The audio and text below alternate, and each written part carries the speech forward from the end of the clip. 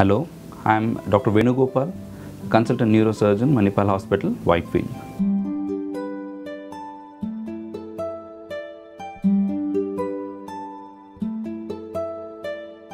Normally, any kind of a blow to the head, we usually see the children falling at the play area or at home or even in adults. There will be a bump which is seen on the head. So actually there is no serious issue about it. That's a normal reaction of the tissue or the small blood clot or what we call a bruise on that particular area. As far as the child is alert and fully conscious and communicating, there is no worry. Just you need to apply some amount of ice pack over it and it usually resolves over a period of time. Ideally 24 hours observation is required for these kind of a patients, and any symptoms like the child or the patient is having a persistent headache or complaining of repeated vomiting or sleeping or drowsy all the time, then that is when you need a medical attention and you need to take the patient to the doctor.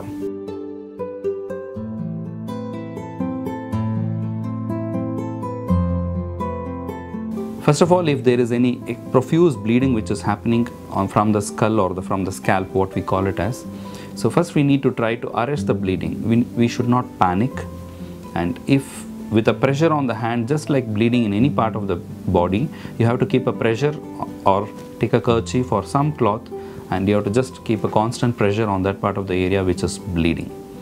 And then you have to assess the conscious state of a patient. You ask for his name, try to ask him to open his eyes, ask him to move his hands and legs. If he is doing everything fine, so then just keep a pressure on that bleeding and just take it to a nearest hospital. Another important thing what we should be is the fits.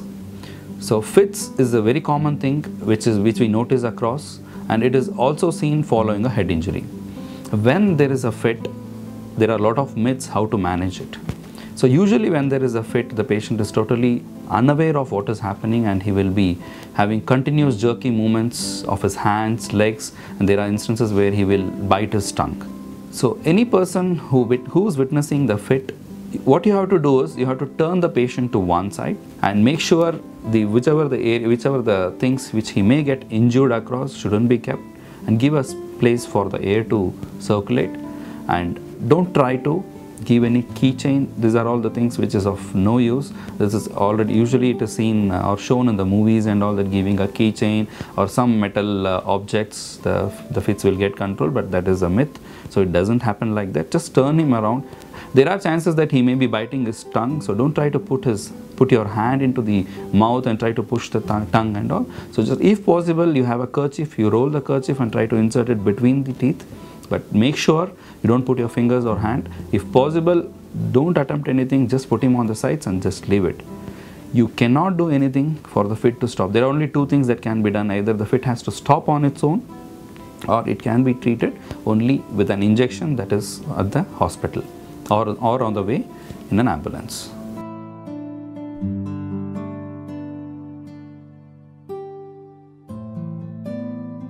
So normally what we see is the frothing, what we call it as the excessive saliva, because the patient is continuously biting during the fits and he is totally unaware of it. This is the excessive saliva or the frothing which usually comes out of the mouth.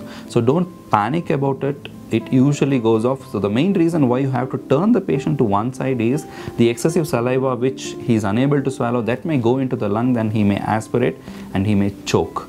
So that is the reason where you turn it so that the saliva which is not able to swallow, it comes out on its own, and once he gets up and he becomes alright or he recovers normally, then everything will be alright.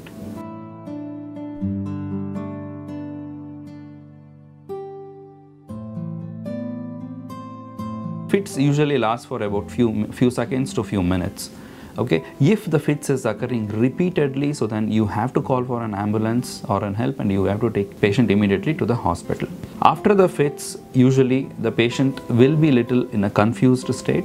So the things which we have to avoid during the fit is don't try to give any water or don't try to sprinkle any water. Just allow the fit to subside. Once it subsides, they will be usually drowsy for about few minutes and they usually wakes up later. So once they wake up, when they are fully alert, then probably you can give some water and take him to the nearest hospital.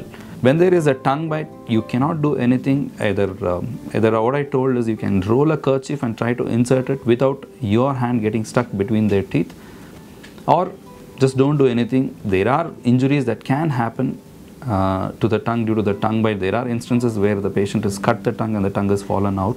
So don't panic. So once the fit stops, if there is a bleeding from the tongue, then probably you can put a pressure on the tongue, everything will be fine, and take it to a nearest hospital.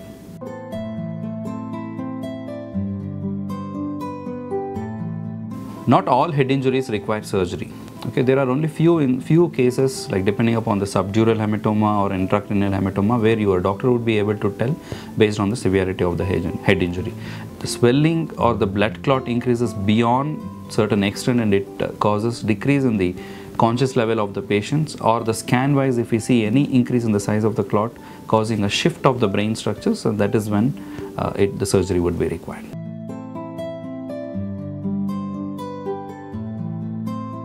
Treatment for the head injuries depending upon the severity of the injury, as I classified it based on the mild, moderate or severe head injuries. So it depends on how severe it is. So usually once you are in the hospital, CT scan of the brain is taken, and depending upon the type of head injuries, your doctor would be able to assess what kind of injury it is. Either it is a concussion injury, or you have an intracranial hematoma, or it is a diffuse axonal injury, based on which the treatment varies.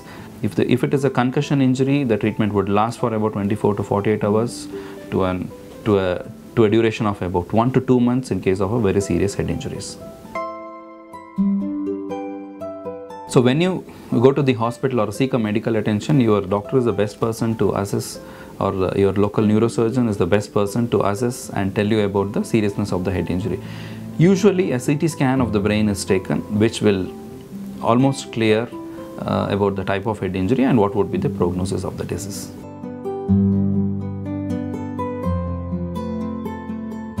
Golden hour is the first hour after the accident, which is very important, because this is the time wherein you have to get the patient to the hospital as early as possible.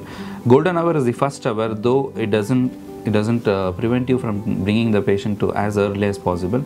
So getting the patient to the hospital as fast as possible is the best.